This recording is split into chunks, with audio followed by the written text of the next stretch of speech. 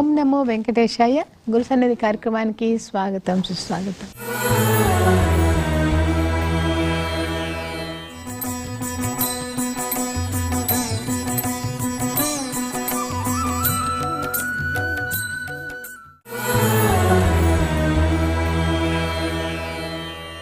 గురు సన్నిధి కార్యక్రమంలో మనం భగవాన్ రమణ మహర్షి తత్వాన్ని గురించి సుమిత్రానందన సరస్వతి అమ్మగారిని అడిగి తెలుసుకుందాం. నమస్కారం అమ్మ. నమస్తే. రమణ మహర్షి చెప్పే దాంట్లో నిన్ను నువ్వు తెలుసుకో అని అంటుంటారు. ఆయన తెలుసుకోవడం అంటే ఏంటమ్మా? నేను అంటే మనకి తెలిసినంత వరకు నామరూపాల యొక్క ఈ శరీరము, వ్యక్తిత్వము, ఇవి నేను అండి. కానీ భగవాన్ చెప్పిన నేను అది కాదు. అంటే మనం నిద్రపోయినప్పుడు మనం పూర్తిగా కాన్షియస్లో ఉండము. మెలకుగా ఉన్నప్పుడు తప్పనిసరిగా ప్రపంచ వ్యవహారంలో ఉంటాము. ఎప్పుడైతే మీరు ధ్యానం చేస్తున్నప్పుడు కూర్చుంటాము, కానీ థాట్స్ అన్నీ పక్కన పెట్టి అంటే ధ్యానం చేస్తున్నాము అనే ఎరుక కూడా లేని స్థితిలో కూడా నేనున్నాను అనే ఎరుక ఒకటి ఉంటుంది. శరీర ధ్యాస తెలియదు, కానీ శరీర ధ్యాస పూర్తిగా స్పర్శ లేకపోయినా కూడా మనం కూర్చున్నామని తెలుస్తుంది, నేనున్నానని తెలుస్తుంది, తెలుస్తూ ఉంటుంది. అటువంటి స్థితి ఏదైతే ఉందో ఆ స్థితి ఎప్పుడూ ఉండాలనేది ఆయన తెలియజేసింది. నిరంతరం ఆ ధ్యానంలోనే ఉండాలి. ఉన్న ఏ సత్యం అయితే ఉందో ఆ సత్యం ఎరుకలో ఉండడము, అదే నేను అని తెలుసుకోవడము. అది అంత సింపుల్ అయితే కాదండి. అది సింపుల్ కాదు. కానీ మనం సాధన చేస్తున్నప్పుడు ఆ నేను యొక్క లోతు తెలుస్తూ ఉంటుంది. ఇంకా మనం డెప్త్కి వెళ్ళే కొలది ఉన్న విశ్వంలో అంతా నేనే ఉన్నానని అర్థమవుతుంది. ఆ ఎరుకని ఆయన నేను అన్నారు. అటువంటి ఎరుకతో ఉండమని చెప్పారు. సహజ స్థితి అంటారు కదమ్మా భగవాన్ రమణులు. ఈ సహజ స్థితి అంటే ఏంటమ్మా? సహజ స్థితి అంటే మనము నామరూపాలతో ఉన్న మనము ఈ నామరూపాలు వదిలేసి వెళ్ళిపోతామని తెలిసి కూడా దాన్నే పట్టుకుని ఉంటాము.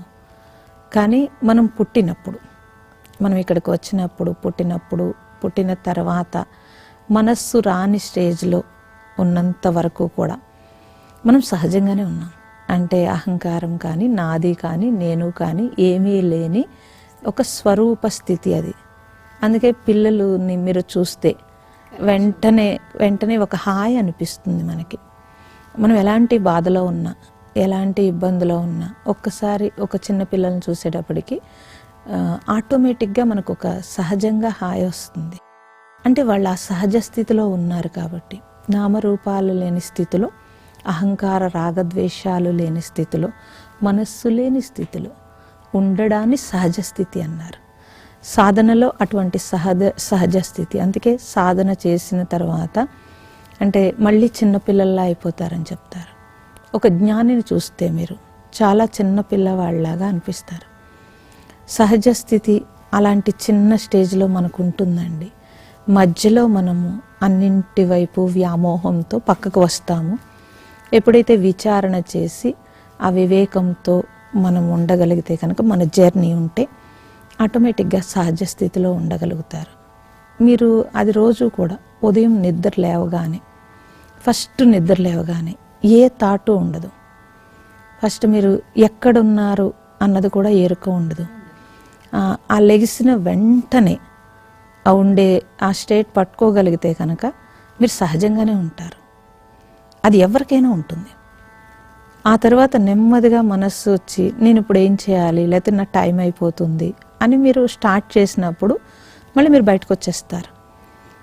ప్రతి ఒక్కళ్ళు తన సహజ స్థితిని పట్టుకోవాలని అంటే ప్రొద్దుట నిద్ర లేవగానే ఒక్క క్షణం ఫ్రాక్షన్ ఆఫ్ సెకండ్స్లో మన సహజ స్థితిని పట్టుకోవచ్చండి. ఆ ఎరుకతో సహజంగా. అంటే చిన్న టెక్నిక్ ఇది పట్టుకోవడానికి అంతే. అంతేగాని లెగిసి బద్ధకంతో కూర్చున్నది కాదు నేను చెప్తా. మనం సాధన చేస్తూ సహజ స్థితిని పట్టుకోవాలి అని అంటే దానికి టెక్నిక్గా నేను చెప్తున్నాను. మీరు లేవగానే ఇప్పుడు మీరైనా ఇన్ని తెలుసుకుంటున్నారు కాబట్టి మీరు తీసుకోగలుగుతారు. అది లేవగానే ఒక్కసారి ఏ థాటు లేని గుర్తించమంటున్నాను నేను. మిమ్మల్ని మీరు అబ్జర్వ్ చేసినప్పుడు ఏ థాటు లేకుండా, ఇంకా థాట్ రాకుండా జస్ట్ ఒక్కసారి మనల్ని మనం అబ్జర్వ్ చేసుకుంటే కనుక తప్పనిసరిగా ఒక సైలెన్స్ స్థితి ఉంటుంది, ఒక హాయి ఉంటుందండి. ఆ హాయి చూస్తే తెలుస్తుంది సహజంగానే ఉన్నాము అని చెప్పి. వెంటనే థాట్ వచ్చేస్తుంది, ఇప్పుడు నా వర్క్, లేకపోతే టైం ఎంత అయింది, లేకపోతే నేను నెక్స్ట్ వర్క్ వచ్చేస్తుంది. వచ్చేలోగా మీకు మెలకు వచ్చిన వెంటనే అంటున్నాను నేను. అది ధ్యానము బాగా అలవాటు ఉన్న వాళ్ళకైతే కనుక తాటికి గ్యాప్ ఎక్కువ ఉంటుందండి, వాళ్ళు బాగా పట్టుకోగలుగుతారు. ఒకవేళ ధ్యానం లేకపోయినా కూడా మీరు రాత్రంతా ప్రశాంతంగా పడుకుంటారు కాబట్టి అంత తొందరగా థాట్ రాదు. రాకుండా కూడా పొద్దుటే కొంచెం థాట్స్ రావు కదా, అప్పుడు కూడా మీరు పెట్టుకోవచ్చు. అది సహజ స్థితిలో ఉంది. ఆ సహజ స్థితి మనము రోజంతా కంటిన్యూ చేయాలి అని అంటే అది మీ చేతుల్లో ఉంది. సో ఈ అనవసరమైన థాట్స్, అనవసరంగా మనం పోగు చేసుకునేవి, ఏది అవసరమో దాని వరకు మన మనస్సుని లేపి ఆ వర్క్ చేసి మళ్ళీ మనస్సుని బ్యాక్ తీసుకోగలగాలి. తీసుకుని ఆ ఎలర్ట్నెస్ అన్నారు దాన్నే భగవాన్, ఆ ఎలర్ట్గా ఉండడము. మనము మన వర్క్కి అలర్ట్గా ఉంటాము. ధ్యానంలో మనస్సు తప్పనిసరిగా ఆగుతుందమ్మా. మిగతా అన్నింటిలో మనస్సుతోటే చేయాలి మీరు. ధ్యానం దగ్గరికి వచ్చేటప్పటికి మీరు ఇంకా మిగతా కళ్ళు ఒకసారి మూసేటప్పటికి ప్రపంచం పక్కకి వెళ్ళిపోయింది. అంటే 50% మీరు అవుటర్ దంతా పోతుంది. ఇంకా లోపల ఉండే ప్రపంచం ఒక్కటే ఉంటుంది, అది మీ ప్రపంచం. అంటే మీ ఫాస్ట్, మీరు జరిగిపోయినవి, ఇంకా జరగబోయేవి, ఇప్పుడు ప్రజెంట్ వర్క్, ఇవే వస్తుంది. వీటిని మీరు ఆపగలుగుతారు. కళ్ళు తెరిచినప్పుడు మీరు మనస్సును అసలు ఆపలేరు. కళ్ళు మూసిన తర్వాత ఎప్పుడైతే మీరు ఇంకా ఆ విచారణ, అంటే మీ మీద మీకు విచారణ, ఎవరి మీద కాదు, మీ మీద మీకు విచారణ అయినప్పుడు మనం తెలుస్తూ ఉంటుంది. థాట్ వచ్చినప్పుడు ఇది ఫాస్ట్ వస్తుంది, ఇది ప్రజెంట్ వస్తుంది అని అర్థమవుతుంది భవిష్యత్తు గురించి. దాన్ని మనం డ్రాప్ చేయటం అనేది ప్రాక్టీస్ చేసినప్పుడు ఆటోమేటిక్లీ అది అలవాటు అవుతుందండి మనసుకి. అంటే ఆగుతుంది, ఓ ఇప్పుడు నేను ధ్యానం చేయాలి అన్నప్పుడు ఆగుతుంది. లేదా తర్వాత మీరు అలాంటి సాధన, అటువంటి సాధన మీ లైఫ్లో భాగంగా మీరు చేసుకున్నప్పుడు థాట్కి గ్యాప్ పెరుగుతుంది. అలా థాట్కి గ్యాప్ పెరిగితేనే మీరు పట్టుకోగలుగుతారు అసలు. అంటే థాట్ వస్తుందని తెలుస్తుంది, మీరన్న అసలు ఆటోమేటిక్గా వచ్చేస్తుందన్న తగ్గుతుంది. ఎప్పుడైతే ధ్యానంలో ఓంకారం కూడా అది చాలా బాగా ఉపయోగపడుతుంది. అంటే థాట్ మధ్యలో ఓంకారం జపించాలంట? లేదు లేదు, అసలు ఓంకారం మీరు చేసి కూర్చుంటే, ఓకే, ముందే చేసి కూర్చుంటే కనుక ఓంకారంతో ఏమవుతుందనంటే బ్రెయిన్లో ఒక్కసారి నరాలన్నీ యాక్టివ్ అవుతాయండి. ఎప్పుడైతే అలా అలర్ట్ యాక్టివ్ అయ్యేటప్పటికి మీరు ఆ థాట్ని ఆపగలుగుతారు, పట్టుకోగలుగుతారు కూడా. అందుకని మనకి ఓంకారం అంత పవర్ఫుల్ చెప్పారు. ధ్యానానికి ముందు ఓంకారం చేసి ఎన్నిసార్లు చేయాలమ్మా ధ్యానానికి ముందు? అంటే మినిమం ఒక 20-21 టైమ్స్ అయినా చేయాలండి. చేసి మీరు కూర్చోగలిగితే కనుక థాట్ ఫోర్స్ తగ్గుతుంది. ఇది ప్రాక్టికల్గా మేము చాలా సంవత్సరాల నుంచి చేసి చూస్తున్నాం కాబట్టి మాకు తెలుస్తుంది. సో ఓంకారం ప్రణవాశ్రమం అంటేనే ప్రణవ ధ్యానం అని. సో ఆ ప్రణవ ధ్యానంలో తప్పనిసరిగా అది పెరుగుతుందండి, గ్యాప్ పెరుగుతుంది. తాటుకు మధ్యలో మనకు సౌండ్ వినపడుతూ ఉంటుంది. సౌండ్ జాగ్రత్తగా వింటుంటే అదంతా ఓంకారమేనండి. అంటే శబ్దం పరబ్రహ్మ స్వరూపం. మీరు ఆ సైలెన్స్లో ఉన్నప్పుడు ఏదైనా అంటే మన లోపల నుంచి వచ్చే ఆ శబ్దం, అంతటా ఉన్న శబ్దం అంత సైలెంట్లో ఉన్నప్పుడు మాత్రమే ఘంటానాదం ఉంటుంది చూడండి. ఆ ఘంటానాదంలో కూడా లాస్ట్లో ఉంటుంది, చివరి ఎండ్లో ఉండే తురియ నాదం ఏదైతే ఉంటుందో అది పట్టుకోగలుగుతాం. అంత స్థితి వస్తే కనుక ఆ నాదం అనేది మనం ఎక్కువసేపు అనుభవిస్తే అదే సమాధి. లేదు అలా కాదండి. ఆ సైలెన్సే సమాధి స్థితి. అదే నేను అంటే ఆ చెప్పేది. గ్యాప్ అప్పుడు నా సౌండ్ వచ్చే ఆ స్థితిని మనం ఎక్కువసేపు ఎక్కువసేపు మీరు మెయింటైన్ చేస్తే అంటారు. అవును, మెయింటైన్ చేస్తే కనుక తప్పనిసరిగా సహజ సమాధి అన్నారు భగవాన్. అది రామకృష్ణుడు ఇది మంచి ఉదాహరణ అండి. ఆయన ఎక్కడ ఒక భజన్ విన్నా, ఎక్కడ ఒక కీర్తన విన్నా, అమ్మవారి విగ్రహం చూసినా, లేకపోతే ఎక్కడైనా ఎవరి నోట్లోంచైనా ఒక మంచి మాట విన్నా, మంత్రం విన్నా, ఆయన ఆ సహజ స్థితిలోకి వెళ్ళిపోయేవారు. సహజ సమాధి అది. సమాధి అంటే రోజుల తరబడి కూర్చునేది కాదు. ఎప్పుడు నిత్యం మనం సహజ సమాధిలోకి వెళ్ళడం అని అంటే మనం ఏదైనా వర్క్ చేస్తూ కూడా ఒక్కసారి మనం ఎప్పుడైతే మన దృష్టి లోపలికి వెళుతుందో, ఆ లోపలికి వెళ్ళినప్పుడు ఆ గ్యాప్ ఏదైతే వస్తుందో ఆ గ్యాప్ను ఒక్కసారి మనం అబ్జర్వ్ చేసి అలా ఆగినప్పుడు కూడా సహజంగా ఆగుతుంది. దాన్ని సహజ సమాధిని భగవాన్ పేరు పెట్టారు. అంతకుముందు ఎవరు పెద్దగా దాన్ని అలా చెప్పలేదండి. సమాధి అంటే సమాధికి మనం ప్రయత్నం చేయటము, కూర్చోవడము అదే చెప్పారు. ఒట్టి భగవాన్ మాత్రం దీన్ని పట్టుకుని ఆయన వివరించింది, ప్రజలకు తెలియచేసింది రమణ మహర్షి మాత్రమే. కానీ ఇది మనం చేసేది కాదు, దేవుడు ఇయ్యబడుతుంది అని అంటారు కదమ్మా. ఎంత మాత్రం ఆల్రెడీ అలా కాదండి. మనము ఆ జర్నీ నిజాయితీగా చేస్తున్నప్పుడు ఆయన సహకారం అనేది తప్పనిసరిగా ఉంటుంది. అసలు జర్నీయే చేయకుండా దేవుడు ఎలా ఇస్తాడు? మీరు చేసే కర్మ కానీ లేకపోతే క్రియ కానీ ఏదైనా సరే అది భగవంతుణ్ణి చేరుకునే ఒక అర్హత సంపాదించుకుంటే ఆటోమేటిక్గా ఈశ్వరుడు ఇస్తాడు అనేది ఒక స్థితి. అందుకే శ్రీకృష్ణుడు ఒక్క అడుగు నువ్వు వేస్తే 7 అడుగులు నేను నడిపిస్తానని చెప్తాడు కదా. మనము ఆ జర్నీ, మన జీవితము ఈశ్వరుని వైపు జర్నీ చేసేటప్పుడు కాసేపు కూర్చుని ధ్యానం చేసి కాసేపు సమాధి అని కాదండి. టోటల్ ఈ జీవితం ఆయనకు సమర్పించగలిగితే కనుక ఆ సమర్పణలో అర్హత సంపాదించుకుంటూ వెళ్ళినప్పుడు ఆటోమేటిక్గా ఈశ్వరుని యొక్క ఆశీర్వాదం, భగవంతుని యొక్క కృప అంటాము, ఆయన యొక్క ఆ కృపని మనం తీసుకుంటాం. కాబట్టి మీరన్న ఈశ్వరుడు ఇయ్యబడడం అనేది ఉంటుంది. అసలు అర్హతే లేకపోతే, ఇప్పుడు మనము ఏదైనా ఒక జాబ్కు వెళ్ళాలన్నా ఒక ఎలిజిబిలిటీ కావాలి కదా. ఆ ఎలిజిబిలిటీ కోసం మీరు కృషి చేస్తున్నారు కదా, ఆ కృషి చేయటాన్నే కదా ఎలిజిబిలిటీ అన్నారు.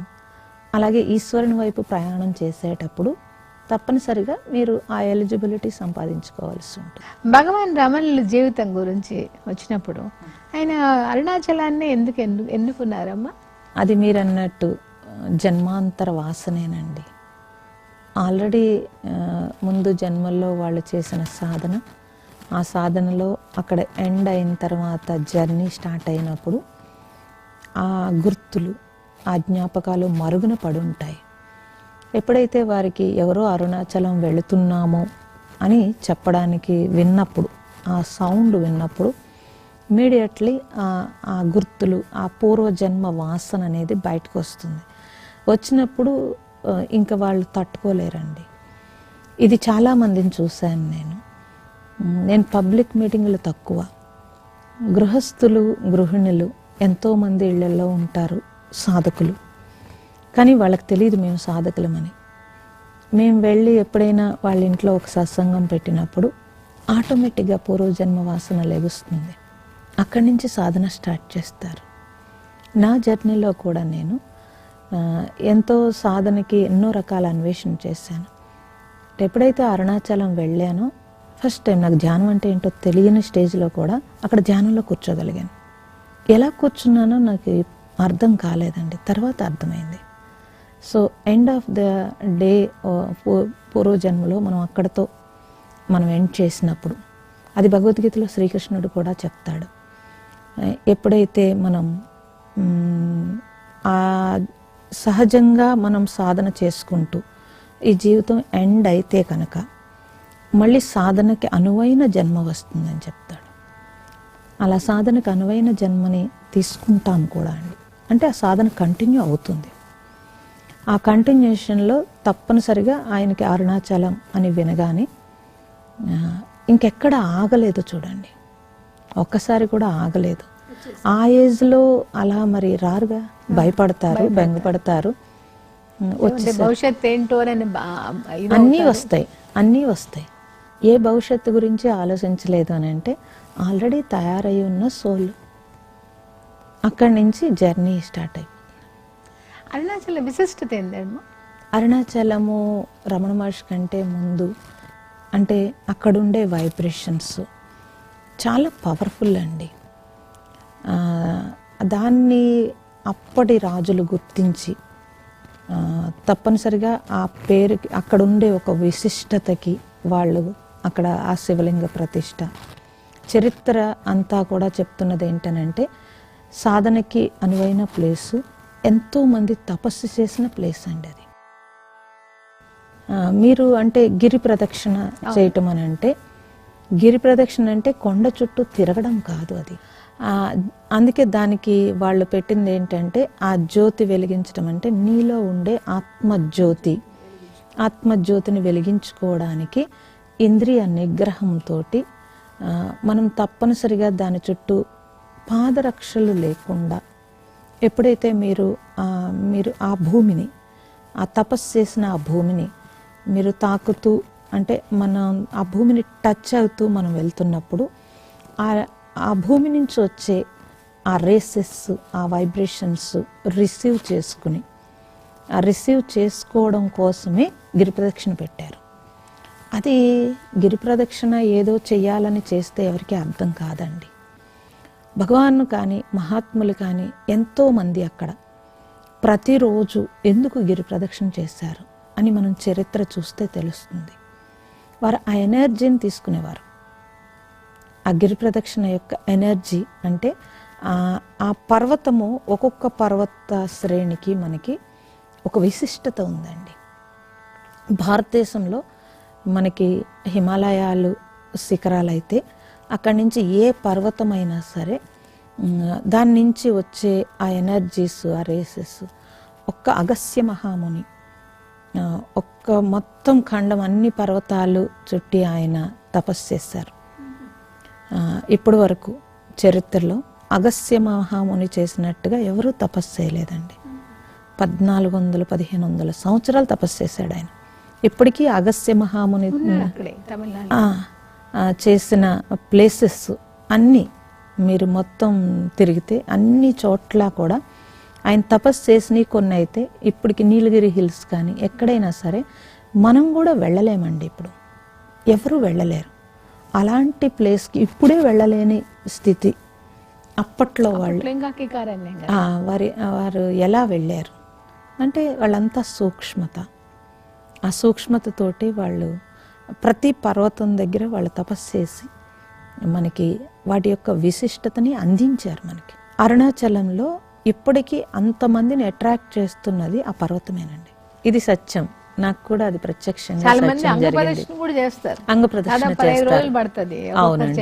అవునవును. ఆ గిరి ప్రదక్షిణలో మనం చాలా జాగ్రత్తగా ఆ ప్రదక్షిణ చేయగలిగితే, అంటే గ్రూప్ ఆఫ్ పీపుల్ కాదండి, సింగిల్గా మీరు రాత్రి 12 దాటాక 1 గంటకి 2ంటికి చేసేవాళ్ళం మేము. అప్పుడు చేసి తెల్లవారి 6ంటికి హారతి టైంకి శివాలయంలోకి రావాలి. ఇది మేము పెట్టుకున్న రూలు. అలాగా ఆ టైంలో చేసినప్పుడు, ఇప్పుడు అదంతా బాగా అయిపోయింది. అప్పుడు 97, 2000 ఆ టైంలో అయితే అడవి బాగా ఉండేదండి. ఆ టైంలో అసలు చాలా ఆశ్చర్యం అనిపించేది. నేనైతే నెలలో సగం రోజులు అక్కడే ఉండేదాన్ని, ఓన్లీ గిరి ప్రదక్షిణ కోసం. సో మనం అడుగు తీసి అడుగు వేస్తున్న కొలది ఆ ఎనర్జీని రిసీవ్ చేసుకోగలుగుతామండి. మాట్లాడుతూ అలా చేయటం కాదు, సింగిల్గా మనం చేస్తున్నప్పుడు తెలుస్తుంది దాని యొక్క విశిష్టత అనేది. అందుకే ఇంతమంది మహాత్ములు దీని చుట్టూ ఇంత ప్రదక్షిణ చేశారు. భగవాన్ రోజు తప్పనిసరిగా గిరి ప్రదక్షిణ చేసేవారండి. ఇదంతా చరిత్ర చూస్తున్నప్పుడు ఎంత అదృష్టవంతులు మనం ఇక్కడ పుట్టాం.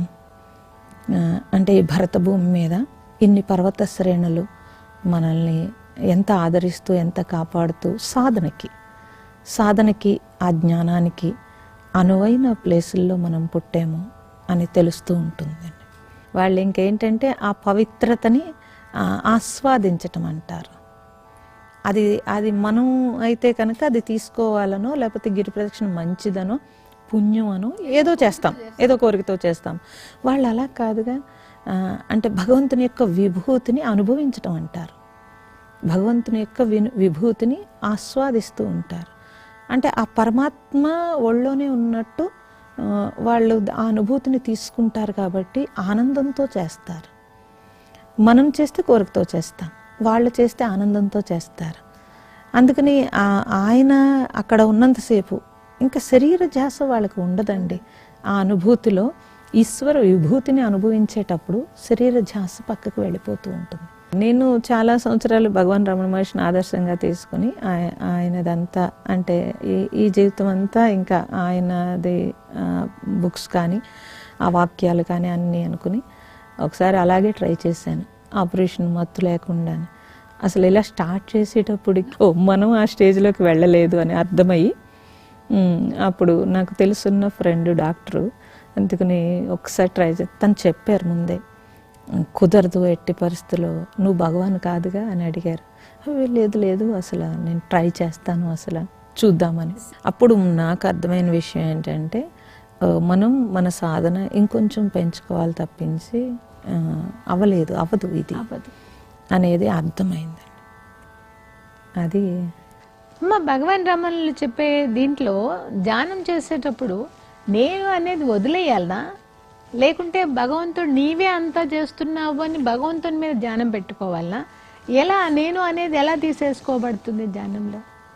మనలోకి మనం వెళ్ళినప్పుడు పూర్తిగా, అందుకే ఆయన ఏ క్వశ్చన్ వేసినా లేకపోతే మీరు ఏం అడిగినా అది ఎక్కడి నుంచి వస్తుందో చూడమనేవారండి. ఎక్కడి నుంచి వస్తుంది? ఆ లోతుకి వెళ్ళేటప్పుడు అసలు దాని మీద ధ్యానము ఉండదు, ధ్యాస ఉండదండి, విచారణ ఉంటుంది. ధ్యానము అంటే మీకు పూజ కంటే జపముత్తమం, జపము కంటే ధ్యానముత్తమం, ధ్యానం కంటే విచారణ, జ్ఞానముత్తమం. జ్ఞానం అంటే విచారణ అని ఎందుకు చెప్పారు అనేది భగవాన్ దగ్గర అర్థమవుతుందండి.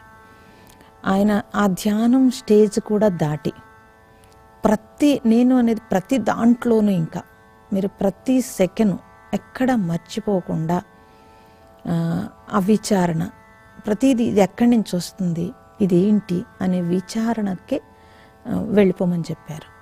అలా విచారణ చేసినప్పుడు ఆ నేను మీద ఉండదు, మీరు దేని మీద ఉండదండి. ఆ విచారణ విచారణ విచారణ వెళ్తూ ఉంటుంది. అలా వెళ్ళినప్పుడు ఏమవుతుందంటే మనకి అర్థమవుతుంది చేస్తున్నది నేను కాదు, ఇదేది నాది కాదు అని ఎప్పుడైతే మనకి వచ్చేంత వరకు విచారణ కొనసాగించాలి. అది ధ్యానం కంటే హయ్యెస్ట్, కానీ చేయలేము. మీరు ఇప్పుడు చెప్పినట్టుగా ధ్యానానికి మధ్యలో గ్యాప్ పెరిగితే కనుక కొంచెం చేయగలుగుతారు, లేకపోతే ఈ ఆలోచనలు ఆగవండి. ఆ విచారణ ఎక్కడికి వెళ్ళిపోతుంది, మళ్ళీ శరీర ధ్యాసకు వచ్చేస్తుంది. అలా రాకుండా ఉండడానికి ఆయన హయ్యెస్ట్ చెప్పారు. సో వారు చెప్పిన విచారణ అయితే కనుక మన మీద మనకి, అంటే ఎవ్రీ మూమెంట్ మీ యాక్షన్ ఏదైతే ఉందో ప్రతి యాక్షన్ని కూడా మనల్ని దాటి వెళ్ళకూడదు, అంటే మనకి తెలిసి వెళ్ళాలి. ఇప్పుడు మనం మాట్లాడేటప్పుడు మనకు తెలియకుండా మాట్లాడేస్తుంటాం, ఏదో చేస్తున్నప్పుడు మనకు తెలియకుండా ఇంకోటి చేసేస్తుంటాం, ఒక పని చేస్తూ రెండో పని చేస్తూ ఉంటాం. ఇలా ఇన్నింటిలో మన మనస్సును వేగం చేసేసి ఉంచాము. ఆయన చెప్పింది ఏంటంటే ఒక్క థాట్ కానీ ఒక్క పని కానీ మిమ్మల్ని దాటి వెళ్ళకూడదు. అంత ఎరుకతో అంత ఎలర్ట్గా ఉండాలి అని అంటే మీ మీద మీరు విచారణ ఉంటే తప్పించి అది చెయ్యలేరండి. అది అంత ఈజీ అయింది అయితే కాదు, చాలా సాధనతో కూడుకున్నది అది. ఎవ్రీ మూమెంట్ మనం ఆ గ్యాప్ కావాలి. అంటే ఈ ఉరుకులు పరుగులు లేకుండా ఒక శాంతి అయిన జీవితం కావాలి. అంటే మనము తినే ఆహారము, తినే జీవితము అన్ని, ఆహారము, విహారము, వ్యవహారము అన్ని దానికి సంబంధించి 3 కరెక్ట్గా ఉండాలండి. అది కూడా మేము ఉపాసనలో చూస్తే మొత్తానికి ఆహారం తీసుకోకపోతే కనుక బాగా కుదురుతుంది. కంప్లీట్ రాదమ్మా, ఏమీ రాదండి. ఛానల్లో రావటం అది అలవాటు అయిపోతుంది బాడీకి. కంప్లీట్ మౌనంలో ఉంటూ ఆహారము అన్నీ ఆపి స్టాప్ చేయగలిగితే కనుక మీ థాట్ దేనికి లెగుస్తుంది. తర్వాత ఎనర్జీ కూడా దేనికి వాడడం అనేది లేదుగా. ఇంకా అటువంటి స్థితిలో అయితే కనుక కరెక్ట్గా పట్టుకోగలుగుతారండి. అది గృహస్థులుగా కష్టం. అంటే గృహస్థులు చేయవచ్చు, కానీ బాధ్యతలు ఉంటాయి. గృహస్థులకి బాధ్యత ఉంటుంది, చాలా కష్టం. ఇది మేము అందుకే నేను నా సాధన అంతా రాత్రులు పెట్టుకునేదాన్ని. నైట్ అయితే కొంచెం అన్నీ ఆగుతాయని చెప్పి ఒకటి. ఇప్పుడైతే ఆశ్రమంలో పర్వాలేదు, ఆశ్రమ బాధ్యతలు ఇవి అన్నీ డ్రాప్ చేసేసి మనం ఉండాలనుకున్నప్పుడు ఒక గదిలో తలుపు వేసేసుకుని పూర్తిగా మౌనంతో ఇంక బయటికి రాకుండా చేయగలిగితే కనుక బాగుంటుందండి. అసలు మౌనం అంటే ఏంటమ్మా? మనస్సు మౌనమే మౌనం అండి. మాట మౌనం కాదు.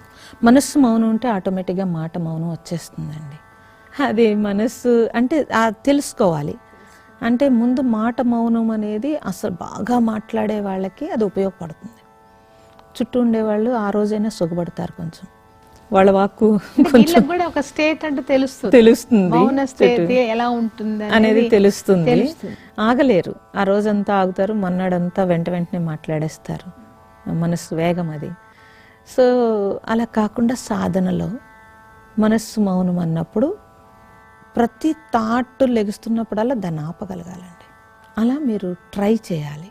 అంటే ఈ మాట్లాడకుండా ఎలా అయితే ఆగామో మనస్సు ఎప్పుడెప్పుడు లెగుస్తున్నా అప్పుడు ఇమీడియట్లీ నేను మౌనం కదా అని దాన్ని ఆపగలగాలి. అది ప్రాక్టీస్ చేయాలి. చేస్తే ఈజీగా కొంచెం కొన్ని రోజులకి కొంచెం ఆగగలుగుతారు. ఇవన్నీ గృహస్థుగా ఇంత స్పీడ్గా ఉండే మనుషులకి చెప్పినా అర్థం అవ్వదండి, అర్థం అవ్వదు. రియల్గా సాధన చేసే వాళ్ళకైతే ఉపయోగపడతాయి. సాధకులు వాళ్ళకి జిజ్ఞాస రావాలి, వాళ్ళలో వాళ్ళకి జిజ్ఞాస వచ్చి తప్పనిసరిగా ఇలాంటి మౌనవాళ్ళు లేకపోతే ఇలాంటివి చేసినప్పుడు ఆటోమేటిక్గా మనస్సు ఆగడము లేకపోతే గ్యాప్ రావడము వస్తేనే మీరు ఎక్కడైనా యాత్రకి వెళ్ళినా లేకపోతే ఎక్కడైనా వెళ్ళినప్పుడు ఆ విభూతి, ఈశ్వరుని యొక్క విభూతి, ఆ వైబ్రేషన్స్ రిసీవ్ చేసుకోగలుగుతారు. లేకపోతే చేసుకోలేరండి. ఈ కంటితో చూసి ఆనందం పొందొచ్చేస్తారు. కానీ ఈశ్వరుని యొక్క విభూతిని రిసీవ్ చేసుకోవాలి అని అంటే తప్పనిసరిగా మన ఇన్నర్లో కొంత సైలెన్స్ కావాలి. ఆ సైలెన్స్ నుంచే ఇవన్నీ వస్తాయి. అదే భగవాన్ కూడా, ఆయన మౌనం యొక్క అర్థం కూడా అదే. ఆయన అన్ని సంవత్సరాలు మౌనం చేసి మనకు అందించారు. వాళ్ళ అనుభవం అదంతానండి. వాళ్ళు అనుభవించి ఇలా అయితే శంకరుడు తర్వాత మళ్ళీ భగవానే అంత డైరెక్ట్గా అద్వైతం చెప్పింది భగవాన్ ఒక్కరేనండి. అప్పుడు శంకరుడు చెప్పారు. మళ్ళీ శంకరుడికి జనాలందరికీ అర్థం కావట్లేదని చెప్పి మళ్ళీ ఆయన కిందకు వచ్చి పాపం అందరి కోసం అన్నీ చేశారు. కానీ అంతే డైరెక్ట్గా నాకు తెలిసినంత వరకు శంకరుడి తర్వాత భగవానే చెప్పారనిపిస్తుంది. సూటిగా తిన్ననైన మార్గం అండి అది. నిష్కామ కర్మ చేసి అంతఃకరణ శుద్ధి అయితే తప్పించి ఇవన్నీ అందవండి. సో కర్మలు తగ్గించుకోవటం ఎలాగా? తగ్గించుకోవడం అంటే మనమే పెంచుకుంటున్నాం. ఇన్ని కర్మలు అనేది మనం కదా పెంచుకుంటున్నాం. అవసరం ఉందా లేదా ఏమీ ఆలోచించట్లేదు. మీ అన్నింటికంటే మన పుణ్యం మన కాలం అండి. మీ ఏ సంపద కాదు. ఎంత సంపద ఉన్నా మన కాలం అనేది లేకపోతే ఈ సంపద అంతా వదిలేసి వెళ్ళిపోవలసి వస్తుంది. మన సంపద మన కాలం అని తెలిస్తే ఇన్ని పెంచుకోం మనం. పూర్వం ఏముందని వాళ్ళు హ్యాపీగా జీవించారండి. మొత్తం ఇన్ని కర్మలు, కోరికలు తక్కువ అంటే వీళ్ళు కర్మలు పెంచుకోలేదు. వాళ్ళు చాలా వరకు ఆ కర్మ నుంచి ఇంకో క్రియ, ఆ క్రియ నుంచి ఇంకో కోరిక, కోరిక నుంచి మళ్ళీ కర్మ. ఇది భగవద్గీతలో శ్రీకృష్ణుడు చెప్తాడు. పని నిన్ను నడుపుతోందా, నువ్వు పనిని నడుపుతున్నావా అన్నప్పుడు ఇప్పుడు చూస్తే పని మనల్ని నడుపుతున్నట్టు ఉంటుందండి. నేను పనిని నడపట్లేదు. సో ప్రతి దాంట్లోనూ మనం కూరుకుపోవడం అనేది జరుగుతుంది. అవసరం ఉన్నా లేకపోయినా అన్ని ఇంద్రియాలని బయటికి లేపడం జరుగుతుంది. తాబేల్లా జీవించమన్నాడు రామకృష్ణుడు. తాబేలు అవసరానికి మాత్రమే ఇంద్రియాలను బయటికి తీసుకొస్తుందండి, మిగతా టైంలో ముడిచేసుకుంటుంది. అందుకే ఒక్క చూపుతోటి బిడ్డల్ని కానగలదు. అంటే ఎంత పవర్ఫుల్గా ఉంది అంటే, ఇంద్రియ వ్యాపారం లేకపోతే అంత ఎనర్జీ ఉంటుందని తాబేలు నిరూపించి చూపిస్తోంది మనకి.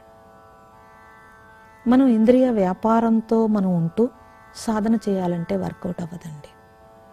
ఎప్పుడైతే ఆ ఇంద్రియాలని వెనక్కి మన మహాత్ములందరూ తెలియచేసి చూపించారు. ఇప్పటికీ హిమాలయాస్లో ఎంతోమంది ఈ ఇంద్రియాలకి పని చెప్పకుండా ఇంద్రియాలని లోపలికి తీసుకుంటూ సాధన చేసుకుంటున్నారు. మరి వాళ్ళు జీవిస్తున్నారు. సంకల్పమాత్రంగా అన్ని కాళ్ళ దగ్గరికి వస్తున్నాయి. వాళ్ళకి సంకల్పం కూడా అవసరం లేదు, వాళ్ళ అవసరాలు అన్నీ కాళ్ళ దగ్గరికి వస్తున్నాయి. మనం ఎంత పరిగెట్టినా మనకు అవ్వట్లేదు. ఏంటి తేడా వాళ్ళకి మనకి? ఈ ఒక్క విషయం విచారిస్తే చాలండి, అర్థమైపోతుంది. ఇంద్రియ వ్యాపారాన్ని తగ్గించి మనతో మనం ఉండడం అనేది తెలిస్తే జీవితం చాలా హ్యాపీగా ఉంటుంది. ఎన్ని పనులు చేసినా, ఎంత పరుగు పెట్టామో అన్న మళ్ళీ మనం మన స్టేట్లోకి మనం వచ్చేయగలుగుతాము. చూసే వాళ్ళకి అనిపిస్తుంది పరుగు పెట్టినట్టు, కానీ లోపల సైలెన్స్ కావాలి. బయట ఎంత స్పీడ్గా ఉన్నా లోపల సైలెన్స్ కోసం తప్పనిసరిగా మనం ఆ జర్నీ కర్మలు తగ్గించుకుంటూ వస్తేనే మీకు అర్థమవుతుంది. ఆ గ్యాప్ లేకుండా దీని తర్వాత అంటే కాలం పొద్దున్న నుంచి రాత్రి వరకు పరుగు పెడుతున్నట్టు అనిపిస్తుంది. రాత్రి అవుతుంది, ప్రొద్దుట అవుతుంది, ఈ మధ్య నీ జీవితం వెళ్ళిపోతుంది అని తెలిసేటప్పటికి అన్నీ అయిపోతాయండి. అందుకే మనకి మన సంస్కృతిలో భాగంగా మనకి ఉదయం లేవగానే పూజ, జపం అన్నీ ఎందుకు ఏర్పాటు చేశారు అని అంటే మన కోసమే. ఇక్కడి నుంచి కర్మలోకి వెళుతున్నాను కాబట్టి కర్మలో కూరుకుపోకుండా ఉండడానికి నన్ను కాపాడు తండ్రి అని చెప్పి ముందు మన వేగాన్ని తగ్గించుకుని ఒక మంత్రంతోటో, ఒక జపంతోటో, ఒక నామంతోటో మైండ్ అంతా సైలెన్స్ అయ్యి అందులోకి దిగడం కోసం అక్కడి నుంచి కర్మలు పెంచుకోకుండా మనకి 3 సంధ్యలు అందుకు పెట్టారండి. ఒకవేళ కొద్దిగా స్పీడ్ అయినా మళ్ళీ మీరు సంధ్య చేసినప్పుడు కామ్ అవుతారు, మళ్ళీ సాయంత్రం సంధ్యకి కొంచెం కామ్ అవుతారు. ఇలా అన్ని ఏర్పాట్లు చేశారు. అవన్నీ పక్కకు తీసేసాం. బ్రిటిష్ వాళ్ళు ఎప్పుడైతే వచ్చారో వాళ్ళ వంక చూడటం మొదలుపెట్టాం. మనం ఎప్పుడైతే చూడటం మొదలుపెట్టామో మన సంస్కృతి అంటే ఇంతటి సైన్స్ ఇది. మానసిక శారీరక ఆరోగ్యానికి కృషి చేశారు మన ఋషులు, మన మునులు. ఋషి అంటే కృషివలురండి, ముని అంటే మననశీలురు. వాళ్ళే మునులు అన్నారు. ఒకే విషయం మీద ఎవరైతే థింక్ చేస్తారో వాళ్ళని ముని అన్నారు. వాళ్ళు ఎంతో కృషి చేసి ఎంతో మందికి ఉపయోగపడటానికి అంత ఇన్నర్ అంటే ప్రపంచ దేశాలన్నీ అవుటర్ సైన్స్ కనిపెట్టినాయి. ఒక్క భారతదేశంలో మాత్రమే ఇన్నర్ సైన్స్ కనిపెట్టారు. ఆ ఇన్నర్లో మానసిక ఆరోగ్యము, శారీరక ఆరోగ్యం కనిపెట్టారు వాళ్ళు. అందుకే ప్రపంచ దేశాలన్నీ పీస్ ఆఫ్ మైండ్ కావాలంటే ఇక్కడికి వస్తాయి. ఆ వేగం తగ్గడము, ఆరోగ్యంగా ఉండడము అన్నీ కూడా భారతదేశంలో వాళ్ళు దాన్ని ఏం చేశారంటే మన సంస్కృతి రూపంలో మనకు అందించేశారు. సంస్కృతి అంటే కట్టుబొట్టు కాదండి, ఆ పీస్ ఆఫ్ మైండ్. సో కుటుంబ వ్యవస్థని డిజైన్ చేశారు. ఇంకా ఇది సరిపోక మన గుడి నిర్మాణాలు అన్ని రకాలు తయారు చేశారండి. ఇంట్లో మీకు ఏదైనా ఇబ్బంది వస్తే మళ్ళీ గుడికి వెళ్ళి నువ్వు అక్కడ చెప్పుకోవడం, అర్చన చేసుకోవడం, ఆ వైబ్రేషన్స్, ఆ నిర్మాణాలన్నీ కూడా అలా తయారు చేశారు. ఆ వైబ్రేషన్స్ ఒక్కసారి వచ్చేటప్పటికి మన థాట్ ప్రాసెస్ వేగం కాకుండా ఆగేటట్టుగా ఆ డిజైన్ చేశారు. అందుకే గుడికి వెళ్తే ప్రశాంతంగా ఉంటుందని చెప్తారు. అంటే ఆ డిజైన్ చేశారు అలాగా. ఇంతటి అద్భుతంగా అనిపిస్తుందండి. వాళ్ళు ఎన్ని త్యాగాలు చేసి ఎంత కృషి చేసి మనకు అందించినది. వజ్రాలు ఒళ్ళో పోస్తే కింద రంగురాళ్ళు ఏరుకుంటే మనం అజ్ఞానం అంటాం. మనం అదే పని చేస్తాం. ఇప్పుడు ప్రపంచంలో ఎవ్వరు ఏది కనిపెట్టినా అది ముందే భారతదేశంలో ఋషులందరూ కనిపెట్టినవే ఉన్నాయండి. వేదాలన్నింటిలో ఉన్నాయి. వేదాలన్నింటిలోనూ అన్నింటిలో చదువుతామండి తప్పనిసరిగాను. అయితే ఇప్పటికీ ఫారెస్ట్ అడవుల్లో ఉన్నారు. డీప్ ఫారెస్ట్కి వెళ్తే మీరు 300 సంవత్సరాలు 200 సంవత్సరాలు ఉన్న యోగులు ఉన్నారు. వారందరూ కూడా ఇలా రారు, బయటికి రారు. కానీ ఈ ప్రకృతిని కాపాడేది వాళ్ళేనండి. అవును, ఎనర్జీ ఇస్తారు. ఎనర్జీ ఇచ్చి ఈ రోజుకి మనం అందరూ బాగున్నామంటే వాళ్ళ యొక్క కృప, అది వాళ్ళ ఎనర్జీ అండి అంతాను. అయితే ఇది తెలియటానికే మేము స్టూడెంట్స్కి తెలియచేస్తున్నాము ఇప్పుడంతా కూడా. ఆ సైన్స్ ఎలా ఉంది అని వాళ్ళకి అంతా నిరూపించి చూపించి తెలియచేయటం అనేది జరుగుతుందండి. అంటే పిల్లలకి తెలియదు, తల్లులకే తెలియదు, తల్లిదండ్రులకే తెలియదు, ఇంకా పిల్లలకి నేర్పలేరు. కాబట్టి తెలియచేస్తే అట్లీస్ట్ ఒక 20-30 మంది పిల్లలైనా తీసుకుంటే కనుక, అంటే ఎటో వెళ్ళిపోయి మనం జీవిస్తేనే మన జీవితం అనుకునే పిల్లలు కాదు, క్రమ పద్ధతిలో పెరగటానికి ఒక క్రమ పద్ధతిలో ఇక్కడ మనం భారతదేశంలో ఉండే నీడ్ ఏంటి అనేది తెలియచేయడానికే ఇప్పుడు కృషి చేస్తున్నాం. మానవ జన్మ సార్థకత అసలు ఏంటమ్మా? అంటే పుట్టగా మరణం ఇదేనా, లేకుంటే ఎక్కడో చోటు స్టాప్ అనేది ఉండాలి కదా, సార్థకత్వం అనేది ఒకటి ఉండాలి కదా. అది ఏ విధంగా సంపాదించగలం? అసలు అది ఒకటి ఉందా? అందరూ సాధించుకోగలమా? ఎందుకు లేదండి, తప్పనిసరిగా మనకే తెలుస్తోంది కదా. శంకరుడు చెప్పినట్టు జనన మరణ చక్రంలో ఇరుక్కోద్దని చెప్తాడు ఆయన. ఎన్ని యోనులందు పుట్టి ఎన్నిసార్లు మరణించి మరణయాతనను అనుభవించినా సరే తెలుసుకోలేని మనిషి యొక్క ఆ భ్రమ అన్నాడు ఆయన. కాబట్టి తప్పనిసరిగా అంటే 84 లక్షల జీవరాశుల నుంచి ఆ బ్యాక్టీరియా దగ్గర నుంచి స్టార్ట్ అయ్యాం కదా. ఇప్పటికీ వెన్నుపూస నిటారుగా పుట్టాము, ఇప్పటికి పుట్టాము ఇలాగా. అంటే మరి ఇప్పుడు జ్ఞానం అంటే ఈ భూమి నుంచి ఆకర్షణ శక్తి తీసుకుంటున్నాం, ఆకాశం నుంచి ఓజోన్ శక్తి వెన్నుముక నిటారుగా ఉంటేనే రిసీవ్ అవుతోంది. రిసీవ్ అవుతున్న జన్మ కదా ఇది. ఇప్పుడు కూడా తెలుసుకోలేకపోతే మళ్ళీ అన్ని జన్మల నుంచి బాధపడుతూ వచ్చాము మనం కదా, మళ్ళీ తిరిగి వెళ్తాము అనేది తెలిస్తే ఎవరు దీన్ని వృధా చేసుకోరండి. అది తెలియక వచ్చిన యాతన ఇది యాతనా శరీరం అని కూడా తెలియట్లేదు, ఇది అనుభవించే శరీరం అనుకుంటున్నారు. అంటే ఆ జ్ఞానం ఎంత దూరం వెళ్తోంది అంటే అజ్ఞానం ఇది. కాబట్టి మానవ జన్మ సార్థకత అంటే నిన్ను నువ్వు తెలుసుకోవడం.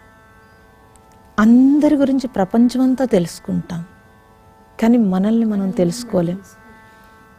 ఇంతకంటే అజ్ఞానం ఉండదనిపిస్తుంది. మన గురించి మనకు తెలిస్తే చాలా హ్యాపీ అండి. కనీసము ఈ జన్మ తృప్తి అనిపిస్తుంది. ఎందుకు వచ్చాము అసలు మనిషి క్వశ్చన్ వేసుకోవాలి. నేను ఎందుకు వచ్చాను, ఏం చేస్తున్నాను, తిరిగి ఎక్కడికి వెళ్తాను. తిరిగి ఎక్కడికి వెళ్తామంటే స్వర్గానికి వెళ్తామంటారు. అరే స్వర్గానికి వెళ్తాం, నువ్వు ఎలా ఫిక్స్ అవుతావు, అసలు ఎలా ఫిక్స్ అవుతావు? సో ఇది తెలుసుకుంటే కనుక ఆ క్వశ్చన్ అనేది అసలు వేసుకుంటే అన్వేషణ అనేది మొదలవుతుంది. అన్వేషణే లేకపోతే పశువుకి మనకి తేడా లేదండి. అవి తింటున్నాయి, అవి నిద్రపోతున్నాయి, అవి పిల్లల్ని కంటున్నాయి, మనం కూడా సేమ్ చేస్తున్నాం. వచ్చిన మానవ జన్మని వృధా చేసుకోవడమే అవుతుంది. అంటే వ్యావహారిక జగత్తులో ఎన్నో మనకు ఆటుపోట్లు ఎదురవుతుంటాయి. ఎంతమందో మనకు ఆపోజిట్గా మాట్లాడటం కానీ ఉండటం కానీ జరుగుతుంటుంది. అప్పుడు మనము ఎలా వ్యవహరించాలంటారు? తప్పనిసరిగా అందుకే రామకృష్ణుడు కంచె వేసుకోమని చెప్పాడండి. ప్రతి వ్యవహారంలోనూ మనల్ని మనం చూసుకునేటప్పుడు వాళ్ళు అన్నారు లేకపోతే వాళ్ళు ఏమన్నారు అన్నప్పుడు వాళ్ళు ఎవరిని అన్నారు అంటే నన్ను అన్నారు అంటున్నారు. నేను అంటే ఇంటి ముందు అంటే నా శరీరంతో నేను ఉన్నప్పుడు, అతను శరీరంతో ఉన్నప్పుడు ఎవరిని అంటాడు? శరీరాన్ని అంటాడు. ఎప్పుడైతే నేను ఆత్మని, నాలో ఉండే దివ్యత్వము ఇది అని తెలుసుకుంటాడో ఎవరు ఏమన్నా మనకు పెద్ద ఇబ్బంది రాదండి. అయితే అంత దూరం వెళ్ళాలి అని అంటే కనుక అసలు ముందు వాళ్ళ జీవితాన్ని వాళ్ళు డిజైన్ చేసుకోవాలి. ప్రొద్దుటి నుంచి సాయంత్రం వరకు ఒకటే పరుగు కాకుండా కొద్దిగా మనిషి అట్లీస్ట్ తన కోసం తను, అది ఒక అరగంట, పావుగంట, లేకపోతే గంట, ఏ రోజు కూడా తన కోసం తను ఏర్పాటు చేసుకుంటే ఒక టైం, ఆ టైంలో మిగతా ప్రపంచాన్ని ఒక్కసారి పక్కన పెట్టి నాతో నేను ఉండడం అనేది అలవాటు చేసుకుంటే కనుక తెలుస్తుందండి. అసలు ఏమీ చేయకుండా ఎలా తెలుస్తుంది? రోజంతా అంటే 24 గంటల టైము భగవంతుడు అందరికీ సమానంగా ఇచ్చిన టైం అది కదా. అది ప్రైమ్ మినిస్టర్కైనా, మీకైనా, నాకైనా, ఎవరికైనా ఒకటే కదా. ఆ 24 గంటల్లో ఎవరు ఏం చేస్తారనేది వాళ్ళ స్వేచ్ఛ కూడా వాళ్ళకి ఇచ్చాడు, ఫ్రీ విల్ కదా. అప్పుడు దాన్ని మనం ఎలా యూటిలైజ్ చేసుకోవాలి. మిగతా టైం అంతా మీరు ఎలా గడిపినా సరే అట్లీస్ట్ నా కోసం నేను కొద్ది సమయం తీసుకోకపోతే కనుక జీవితంలో చాలా బాధపడాల్సి ఉంటుందండి. ఇది చెయ్యాలి తప్పనిసరిగా. ఇది చేస్తే కనుక తెలుస్తుంది. అప్పుడు మానవ జీవితము అర్థము పారమార్థము వైపు జర్నీ వెళ్ళాలని కూడా అప్పుడే అర్థమవుతుంది. అది ఏదో అంటే చాలా స్పీడ్గా మన జీవితాన్ని మనం డిజైన్ చేసేసుకుంటే, నాకు ఆశ్చర్యకరమైన విషయం ఏంటంటే పిల్లలు పెళ్ళిళ్ళు అయిపోయిన తర్వాత కూడా ఎవరికి ఖాళీ లేదు. క్వశ్చన్ చేస్తారు కదా, మన క్వశ్చన్ చేస్తారు. అది మరి మిగతా ప్రాణులన్నీ ఏం చేస్తున్నాయి? నోరు లేదు, జ్ఞానం లేదు, అవన్నీ వాటి నీతికి కట్టుబడి అవి ఉన్నాయండి. ఎంత బాగా పెంచుతాయి అంతే బాగా కరెక్ట్గా స్ట్రిక్ట్గా ఉంటాయి. మరి మనిషి ఎందుకు ఉండలేకపోతున్నాడు? జ్ఞానం ఉంది అంటే పూర్వం చూడండి అమ్మ, అంతమంది పిల్లల్ని కనేవారు అంటే వాళ్ళ పిల్లలు ఎవరు డెలివరీలు లేకపోతే ఎవరు వాళ్ళే చూసుకునేవారు కదా. మరి మనం ఎందుకు ఇప్పుడు అలా అంటే మనకి మోహం బంధం ఎక్కువ. సో ఇప్పుడు కూడా చాలామంది స్ట్రిక్ట్గా ఉంటారండి. చాలా హ్యాపీగా పిల్లలు వాళ్ళ కాళ్ళ మీద వాళ్ళు నిలబడినప్పుడు వాళ్ళు తప్పనిసరిగా ఏదైనా ఆశ్రమాలు కానీ ఓల్డేజ్ హోమ్ కానీ వెళ్ళిపోయి వాళ్ళ లైఫ్ను వాళ్ళు డిజైన్ చేసుకుంటారు.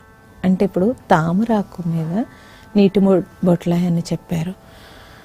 ఇప్పుడు అదే నీటిలో కప్పు ఉందనుకోండి, ఆ తామరాకుని ఆస్వాదించకుండా దూకేయగలుగుతుంది, అందులోనే ఉంటుంది. ఎక్కడి నుంచో వచ్చిన తుమ్మెద దాన్ని ఆస్వాదిస్తుంది. అంటే దాన్ని ఆస్వాదించడానికి వెతుక్కుంది కాబట్టి ఆస్వాదించింది. ఇది అందులోనే ఉండి తన జర్నీ ఎంతసేపు జంపింగ్లో ఉంది కాబట్టి జంప్ చేస్తుంది కానీ ఆస్వాదించలేకపోయింది కదా. అలాగే మనం కూడా ఇప్పుడు ఆశ్రమాలు వెళ్ళామా ఇంట్లో ఉన్నామా కాదండి, తడుముకోవడం అనే లక్షణం ఉందనుకోండి, ఇంట్లో ఉన్న టీవీలోంచి సెల్ ఫోన్లోంచి లేదా చుట్టుపక్కల వాళ్ళ నుంచి తడుముకుంటారు, ఆశ్రమాల్లో ఉన్న తడుముకుంటారు. ఎప్పుడైతే ఆ లక్షణము తగ్గించుకుంటే కనుక ఎక్కడున్నా ప్రశాంతంగా ఉంటారు. అయితే ఆశ్రమాల్లో ఏంటంటే వాతావరణము కొంచెం ప్రకృతి వాతావరణము ఇక్కడున్న అపార్ట్మెంట్ కల్చర్ నుంచి కొంచెం ఆహ్లాదంగా ఉండగలుగుతారు. వాళ్ళు ఏదో టైంకి భోజనం పెడతారు కాబట్టి టైంకి సాధనకి ఇంకొంచెం టైం చేస్తుంటారు జరుగుతూ ఉంటాయి కాబట్టి పరిసరాలు కొంచెం సహకరిస్తాయి. అక్కడ కూడా కబుర్లు చెప్పుకునే వాళ్ళు ఉంటారు, అక్కడ కూడా సాధన చేసుకునే వాళ్ళు ఉంటారు. మనం ఎలా ఉన్నాం అనేది మనమే చూసుకోవాల్సి ఉంటుంది. అది ఎక్కడున్నా బంధం అనేది ఎక్కడో లేదండి, మన బుద్ధిలో ఉంది. కాబట్టి అది వదలటానికి ఇప్పుడు వాళ్ళు మనల్ని తిట్టుకుంటారేమో, వాళ్ళు ఏమైనా అనుకుంటారేమో అని ఎప్పుడైతే మనము అనుకున్నామో అక్కడి నుంచి బంధించబడతాం. వాళ్ళు అనుకున్నారు అంటే ఈ శరీరాన్ని నామరూపాలు వ్యక్తి భావన గట్టిగా ఉంటేనే మనం దాన్ని పట్టుకోగలుగుతాం. లేకపోతే విడుదల అనేది చాలా ఈజీ అండి. ఆ విడుదలకి జర్నీ చేయకపోతే మానవ జన్మకు అర్థమే లేదు అసలు. అంటే ఓ 40 సంవత్సరాలు ఒక 50 సంవత్సరాలు నీ జీవితం అంతా నువ్వు ఎదగడానికి ఆ తర్వాత నీ ప్రారంధానికి ఖర్చు పెట్టేసావు, సగం జీవితం అయిపోయింది. ఇంకా కొద్ది టైము ఉన్న టైంలో లోపలికి చూసుకోకుండా పారమార్థం వైపు జర్నీ చెయ్యకపోతే కనుక మరణ టైంలో మాత్రం తెలుస్తుందండి. ఎవరికైనా తెలియకుండా ఉండదు, అప్పుడు ఉపయోగం లేదు. అది ముందుగా తెలుసుకున్న వాళ్ళు సార్థకత పొందుతారు. అందుకని గృహస్థు జీవితమా లేకపోతే ఏ జీవితమా కాదండి, నువ్వెప్పుడు తెలుసుకుంటావో అది నీ జీవితం. అక్కడి నుంచే భగవాన్ రమణ మహర్షి ఆత్మగా నువ్వు ఎన్ని క్షణాలు ఉన్నావో అవే నువ్వు జీవించిన క్షణాలు. మిగతా టైం అంతా నడిసే శవాలు అన్నారు ఆయన. శవాలు పెళ్లి చేసుకుంటున్నాయి అన్నారు, శవాలు భోజనం చేస్తున్నాయి, శవాలు పార్టీకి వెళ్తున్నాయి అన్నారు. అంటే ఎంత మాట అది మనకు అర్థం కాదండి. కానీ ఆత్మ క్షణాలు ఆత్మగా నువ్వు జీవించిన క్షణాలు కాదని చెప్పేశారు. నీ కౌంటు అది. అది ఏ ఏ ప్రాణిలోనూ లేదు కదండి, తెలుసుకునే అవకాశం ఏ ప్రాణిలోనూ లేదు. అందుకే ఉత్తమమైన జన్మ అన్నారు. అలాంటి జన్మను వృధా చేసుకుంటే కనుక ఇంకా మరల తిరిగి రాదు ఈ జన్మ. అందుకనే చెప్పడం. అమ్మ చాలా బాగా భగవాన్ రమణ్ గురించి, మానవ జన్మ గురించి, సార్థకత గురించి, వాళ్ళు చేయాల్సిన సహజ స్థితి గురించి చాలా బాగా చెప్పారమ్మా. ధన్యవాదాలు. చాలా సంతోషం. ఇది ఈనాటి గురుసనేది కార్యక్రమం. ఓం నమో వెంకటేశాయ.